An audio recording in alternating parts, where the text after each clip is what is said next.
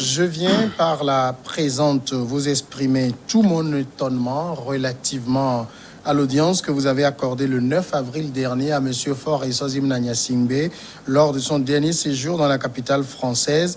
Est-ce pour vous la manière de vider en lieu et place de l'écrasante majorité des Togolais, près des 3/4, le contentieux électoral né du scrutin présidentiel du 22 février 2020? Eh bien, ce sont des mots, des écrits de Monseigneur Philippe Fanou-Kokoudjro adressés au président français Emmanuel Macron, qu'il tacle donc pour avoir reçu en audience le président togolais Faure Esozim Nanyasingbe. Pour Monseigneur Philippe Fanou-Kokoudjro, l'erreur est humaine, il ne reste qu'à présenter des excuses au peuple togolais et prendre les mesures qui vous semblent adéquates pour contribuer à rétablir ce brave peuple dans les droits. Le moins qu'on puisse dire, Jérôme Sossou, c'est que l'audience triomphale que Faure Nanyasingbe a obtenue de l'Élysée ne plaît pas dans la DMK. Non, mais ce n'est pas la DMK qui, en tout cas, dans son ensemble, qui a réagi par rapport à l'audience accordée à M. Faure Nanyasingbe. C'est le prélat, Monseigneur Bodo, comme on le lui connaît, qui réagit par rapport à cette audience-là, qui trouve de mauvais œil. Et donc, Monseigneur Bodro, je crois qu'il est toujours dans son rôle.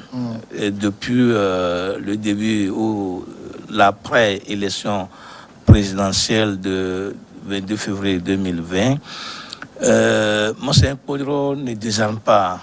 Il ne veut rien lâcher. Et pour lui, à mon sens, il faudrait que l'ère de M. Nanyasingbe Faure passe avant qu'il se repose. Oui. C'est comme ça que je vois la chose. Je ne crois pas que c'est M. Macron qui va tourner ou qui a tourné la page de la présidentielle passée en accordant cette audience-là à M. Faure Nanyasingbe. Cette audience-là même qui a été au centre de beaucoup de polémiques.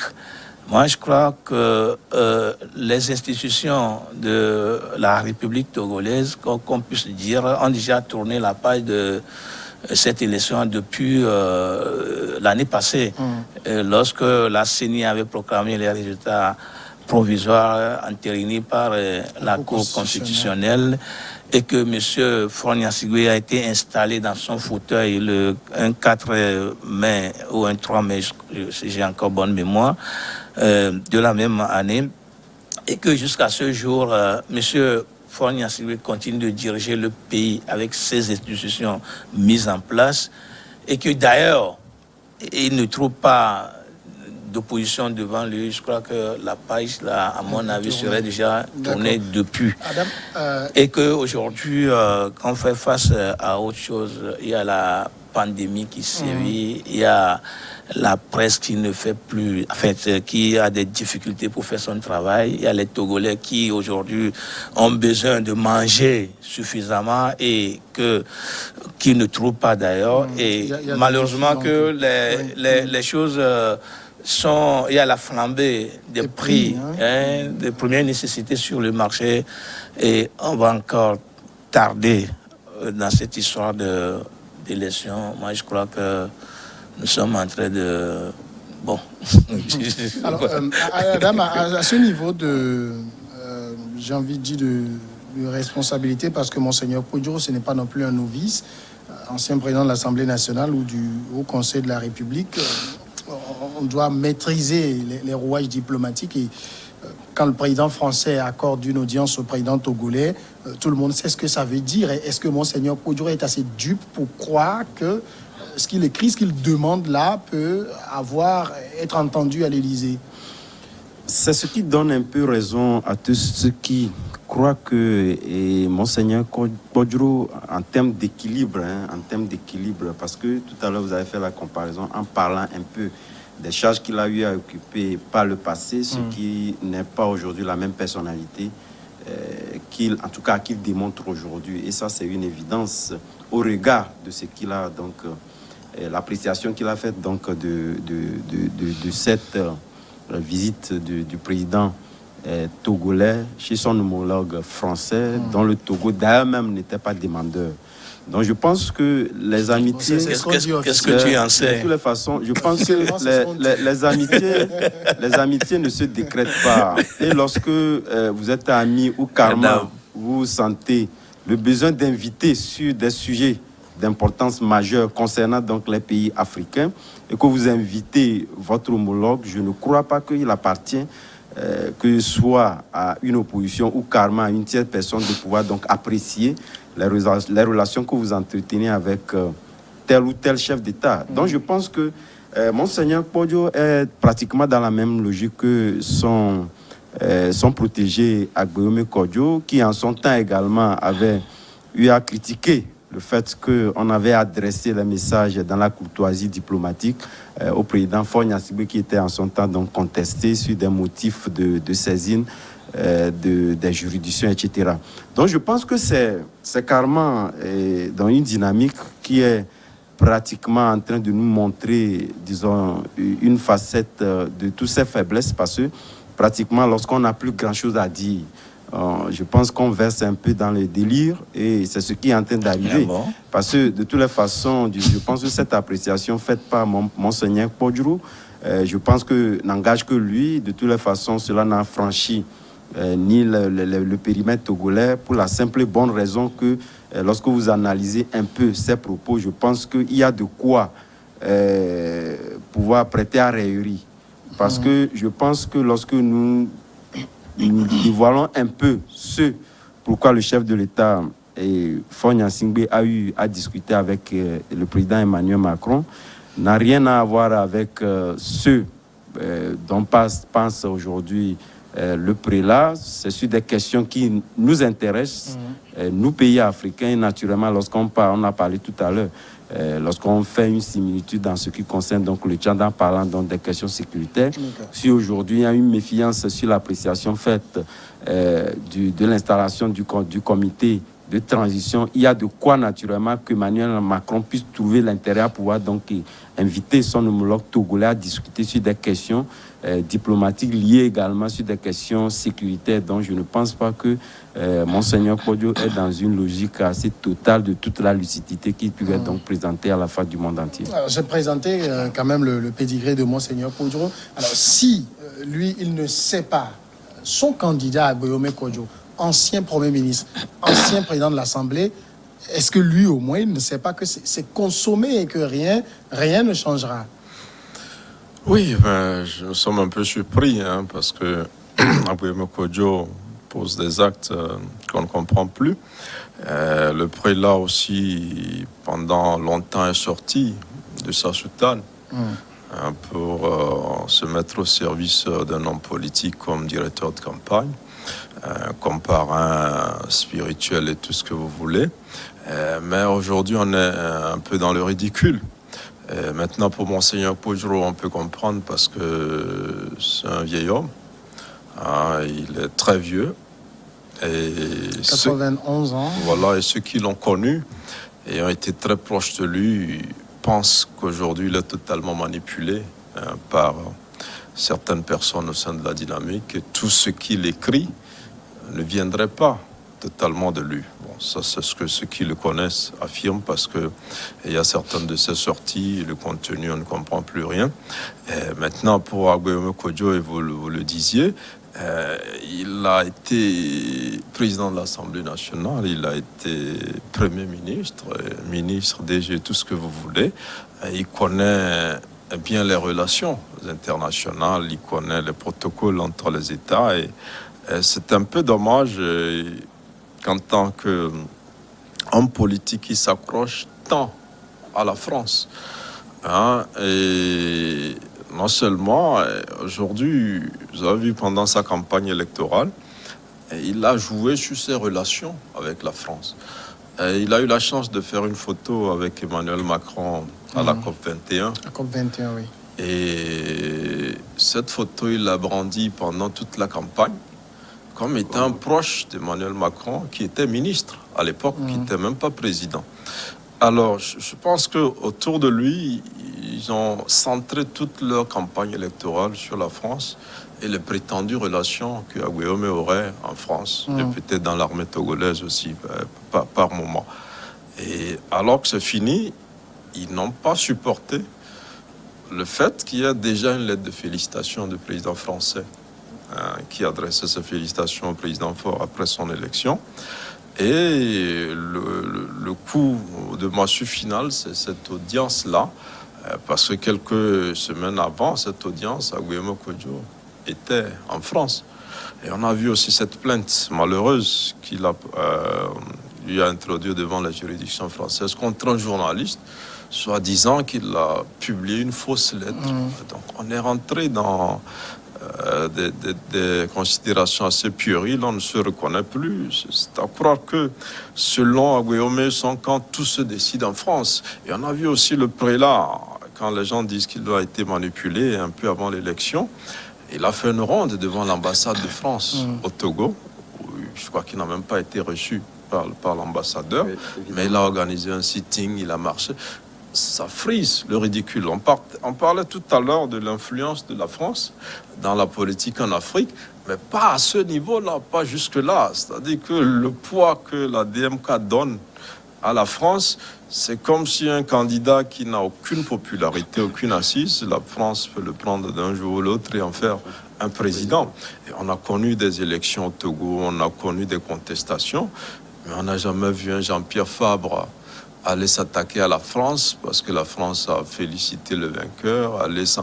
Non, je crois que aujourd'hui, je ne crois pas. Je suis tenté de croire que toutes les sorties de Monseigneur Kodjo ne viennent pas de lui-même, parce qu'il est vraiment, il est assez vieux. Et un détail important dans ces lettres, dans ce courrier, on n'en a pas parlé, c'est que il demandait une audience au président Macron et il dit qu'il voudrait être accompagné par Aguillaume. Vous anticipez donc la question que je vais poser, puisqu'il écrit en attendant que son heure ne sonne, je vous réitère humblement par la présente la demande d'audience à vous adressée par le président réellement et démocratiquement élu du Togo, son Excellence Dr Gabriel Vincent Aguillaume Kodjo, que je me ferai l'agréable de voir et le grand honneur d'accompagner à ce rendez-vous de triomphe de la vérité et de la réconciliation entre la France et le Togo. Voilà ce que écrit Monseigneur Kodjo. C'est une partie de la lettre qui va faire écho à l'Élysée. C'est vraiment... je ne sais pas ce qu'il faut dire concrètement pour ne pas frustrer des gens. J'aurais peut-être souhaité que le prélat ne fasse pas cette sortie, qu'il fasse plutôt des démarches dans les coulisses pour voir si ce serait reçu par Emmanuel Macron.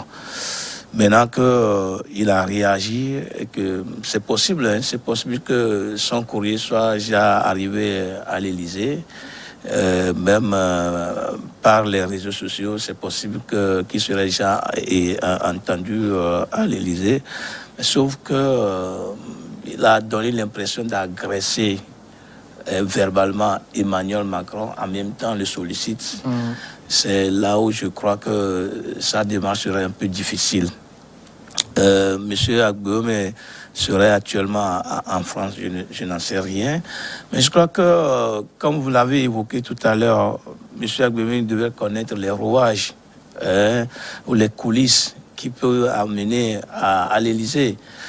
Comme il était Premier ministre, il connaît les protocoles entre les États. Il devait quand même, en tout cas pour moi, trouver l'occasion pour...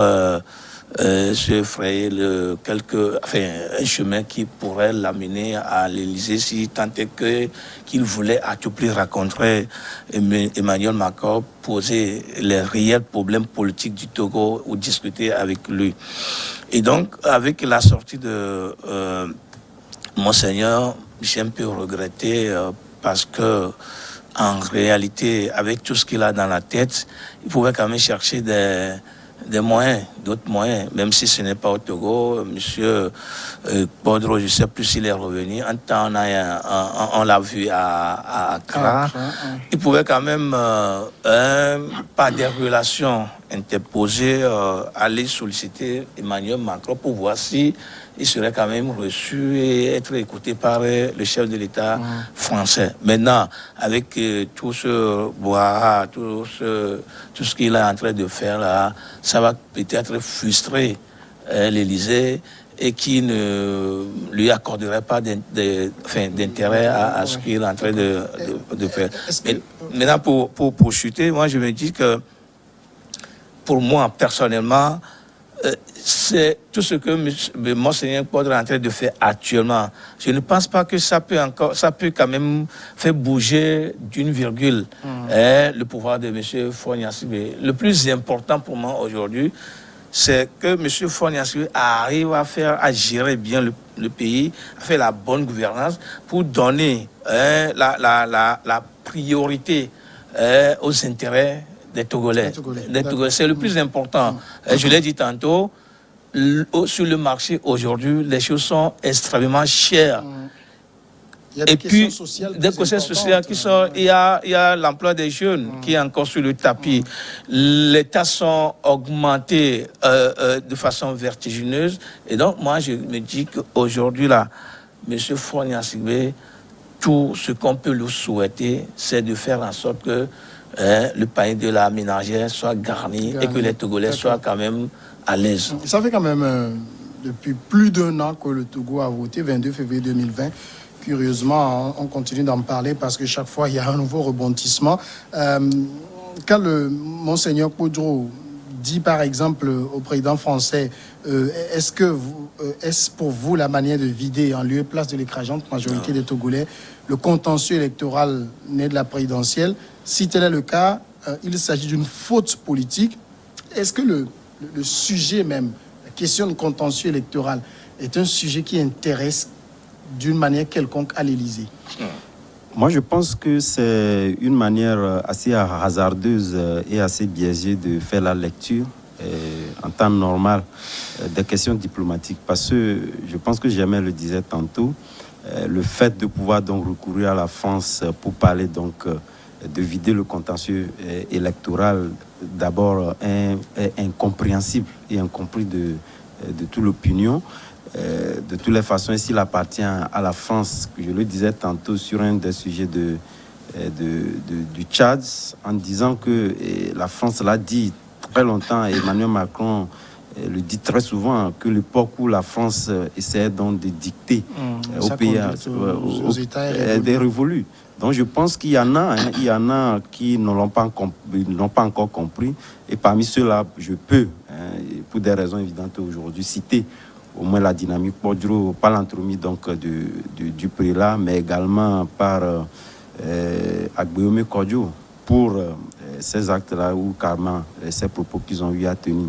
Mais je pense que s'il y a d'autres oppositions dans d'autres pays qui arrivent aujourd'hui à attirer la sympathie des puissances occidentales et naturellement donc la France, c'est pas par ces manières-là. Je pense que si la dynamique veut naturellement se faire donc attirer la sympathie ou carrément le regard de la France sur un certain nombre d'usages en ce qui concerne la manière de faire de l'opposition prise dans son ensemble togolaise, je pense que cette manière-là, cette approche, cette variable-là qu'imprime la dynamique Podro l'éloigne naturellement donc de ce regard-là de la France sur l'opposition togolaise. Parce que je pense que pour tout de moins, c'est vrai que on a fait de ce sujet-là un sujet de débat public puisqu'on en parle. Et naturellement, ce serait quand même sur d'autres sujets. Je ne pense pas que cela puisse donc retenir l'attention si nous lisons réellement donc dans les lignes. D'autant plus que ça n'a rien à voir avec le fait que cela puisse affecter naturellement ce qui se dessine ou carrément ce dont on parle dans la vie politique togolaise. C'est pourquoi moi je me dis à un moment donné, lorsqu'on n'a plus rien à dire, on essaie naturellement donc de pouvoir donc chercher des alibis pour encore exister dans le débat public. Ne vous soyez pas offusqués que demain, la dynamique Podro, puisque aujourd'hui on a vu le président Faure aux côtés du président Macron qui essaie donc de discuter au niveau du Tchad. Ouais. Donc je pense que demain également, ne soyez pas étonnés de voir encore la dynamique Podro sortir un autre communiqué sur cet aspect de la chose parce qu'on n'a plus grand-chose à dire. C'est-à-dire on est quand même à un niveau de responsabilité où il y a des des sujets hautement importants dont les États parlent, et c'est pas ce genre de choses quand même. Non, je crois que Agbemi Kodjo, qu'il nous excuse, il nous suit, lui-même doit avoir un petit problème. Vous savez qu'il aurait envoyé une lettre de félicitations à Talon, alors qu'il n'en a pas envoyé au président du Ghana qui a été élu et qu'il a hébergé pendant des mois. Et il n'en a pas envoyé. Il n'est pas obligé. Le champ de maïs il Ghana. y a eu quand même plus d'une demi-douzaine d'élections depuis quelques mois en Côte d'Ivoire, Burkina, Guinée, Congo et tout ça. Bon, alors, donc je crois qu'aujourd'hui, Agbemi Kodjo fait des sorties qui laissent des gens sérieux. On a vu même des éminents juristes se prononcer sur aujourd'hui ses facultés mentales, s'il va bien. Quelqu'un qui dit, un opposant qui prend la fuite et qui dit qu'il est dans un champ de maïs, c'est la première fois qu'on l'écoute. Et après toutes les sorties, tous ces gouvernements-là, ce qu'ils lancent, quand il y a un événement, lui aussi, il essaie de créer un autre événement. Il veut exister, mais je crois que tout ça est destiné peut-être pour les réseaux sociaux. Parce que, comme je le disais, il a beaucoup utilisé ces réseaux sociaux pour sa campagne, pour manipuler une partie des militants de l'opposition qui ont cru qu'il allait réaliser un miracle et qui ont quitté leur leader traditionnel pour tenter un vote. Mais aujourd'hui, je crois qu'il s'est discrédité. Il ne se rend pas compte que même ceux qui ont quitté leur camp pour voter pour lui ne croient plus en tout ce qu'il fait. Alors, il y a des questions très sérieuses. Et quand il se prononce de la façon la plus banale. On ne dirait pas quelqu'un qui a été Premier ministre, président de l'Assemblée, et dans un pays responsable, quelqu'un qui est allé à une élection et qui revendique d'ailleurs sa victoire sans jamais en apporter la preuve. Mais pour lui, c'est les autres qui doivent apporter la preuve de sa victoire. Ce sont les autres opposants, ce sont les avocats, ce sont les membres du gouvernement, ce sont même des journalistes et tout ça. Mais lui-même n'apporte aucune preuve de sa victoire. Et c'est finalement embêtant. Et il s'enlise de jour en jour. Plus il sort, il fait des sorties, croyant marquer l'actualité, mais il verse dans le ridicule. Et je pense encore une fois que la sortie de Monseigneur Kodjo, peut-être il ne faut pas l'attribuer à Monseigneur Kodjo qui normalement est beaucoup plus réfléchi encore, et qui ne pourrait pas, peut-être que Sagueme qui veut se faire entendre encore à l'Élysée, et qui utilise le prélat, qui sollicite encore une audience qu'il n'a pas obtenue en France quand il était. Mais, comme l'a dit Adam tout à l'heure, ce n'est pas de cette manière qu'un opposant se fait apprécier et se fait soutenir de l'extérieur. Parce qu'aujourd'hui, il se ridiculise en dehors de nos frontières. Si tout ça restait entre nous, bon, on pourrait s'amuser en interne.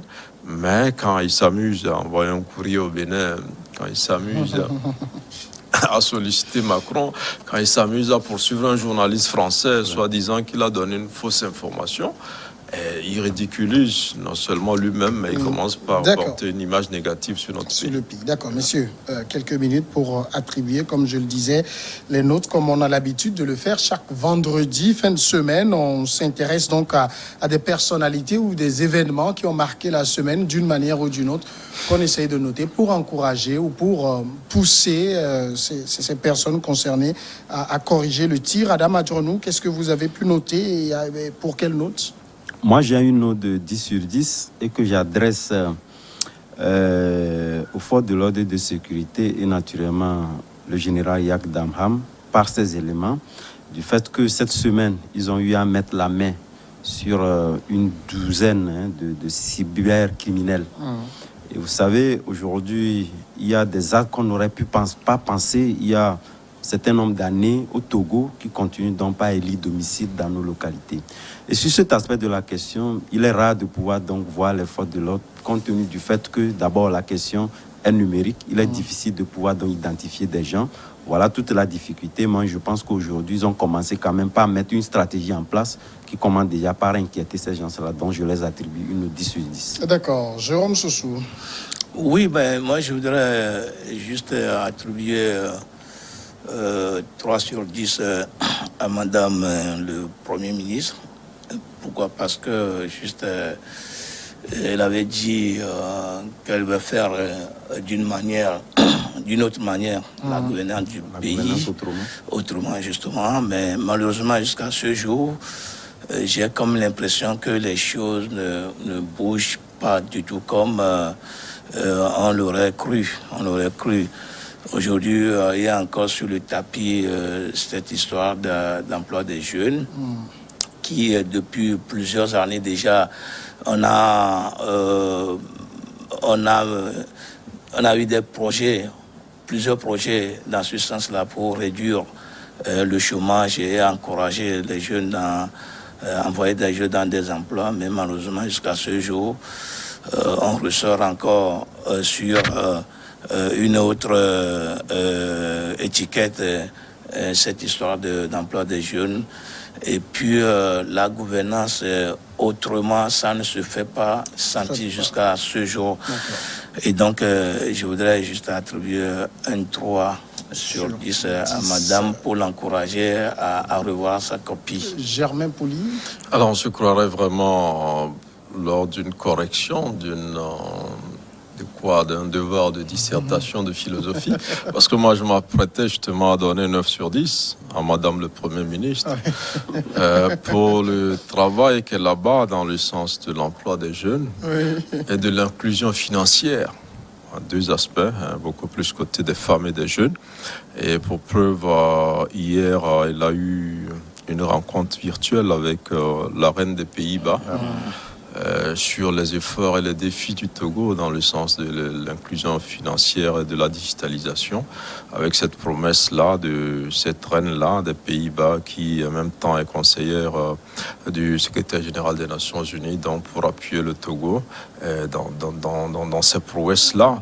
Et puis par rapport à l'emploi des jeunes, il y a eu le Haut Conseil pour l'emploi des jeunes que Madame le Premier ministre préside, qui a fait une sortie solennelle la dernière fois, un peu pour être beaucoup plus présent dans la politique ambitieuse de création de l'emploi pour les jeunes. C'est vrai que le problème n'est pas réglé, il va prendre beaucoup de temps pour être réglé, mais il y a des efforts avec des résultats assez spectaculaires dans plusieurs régions du pays. Merci beaucoup, Adam Adjouanou, merci. Jérôme Sossou, merci à Germain Pouli. Moi, je voudrais, pas de note, mais finir avec un encouragement et des félicitations pour le Saint-Git, pour son leadership, en tout cas, qui a conduit à concrétiser une assurance maladie avec l'INAM pour les professionnels de la presse. Et j'invite donc les confrères à rapidement donc souscrire à cela pour se mettre à l'abri. Merci à tous d'être restés à notre compagnie pour cette semaine. On se retrouve lundi.